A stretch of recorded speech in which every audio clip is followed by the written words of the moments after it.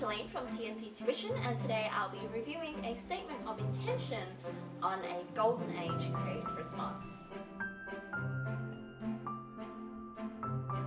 The statement of intention here was by an old ex-student of ours, and I'll put up a link to a copy of this statement of intention in the description box below. So click on that, have a read first, and then come back to this video. The first thing that you'll notice is that this is just a little bit too short. Typically, statements of intention are around 300 words. It depends on the teacher, it depends on your school, but I would say the rough average is about 300 words. And that normally translates to somewhere around 2 long body paragraphs or 3 shorter body paragraphs. Reading this, the first thing that I think is missing is an analysis or a demonstration of the student's knowledge of what is happening in the novel. So there's not a lot of discussion about what Joan London does in the novel in terms of how she explores those themes of freedom and loneliness, as this student identifies as her main themes. There's no real discussion of how we see those themes of freedom and loneliness in the novel. So looking at this draft, and if I were giving feedback to this student, I would tell her that you need to explain to me how we see those themes in the novel. Who do we see these themes in? How do I know that we're talking about freedom and loneliness in the characters? Is it through certain events in the novel? Is it certain chapters? Is it through certain interactions between characters?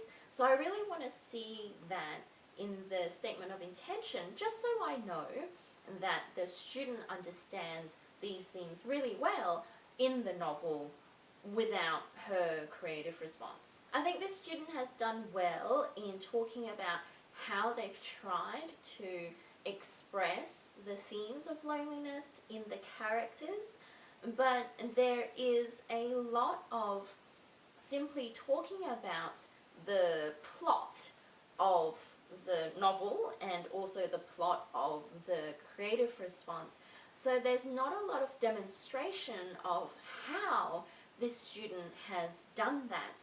So I would have appreciated, I think, a bit more of explicit examples of talking about Frank's loneliness in her creative response through her use of certain adjectives or through the verbs or through descriptions, whatever it is that the student has done. I think the second bit of the creative response, talking about the symbolisms of light and darkness, is really great, but it needs to be extended. So the student has mentioned that she's used the symbols of light and dark in her creative response, and that, you know, this is seen in the novel, but there's not a lot of exploration as to how she's used that in her own creative response. It would be a stronger statement of intention if the student can expand on that. So talking about, you know, I've used the symbols of light in this particular passage, you know, and again give some quotes about the specific passage that you're referring to explore ideas X, Y, and Z. Because I think at the moment there's just a lot of author uses themes, but there's no real discussion of how the author has used the themes, or what the author is doing with the themes, or what the author is trying to say through the symbolisms about themes or characters. Because the statement of intention is so short, like 300 words is not a lot, the great thing is you don't have to go too in-depth in the way that you would have to go in-depth in a text essay body paragraph. So we don't have to go to that extent, but I think there has to be some expansion of the student's understanding of the themes and characters in the novel and how she has tried to demonstrate that in her own work.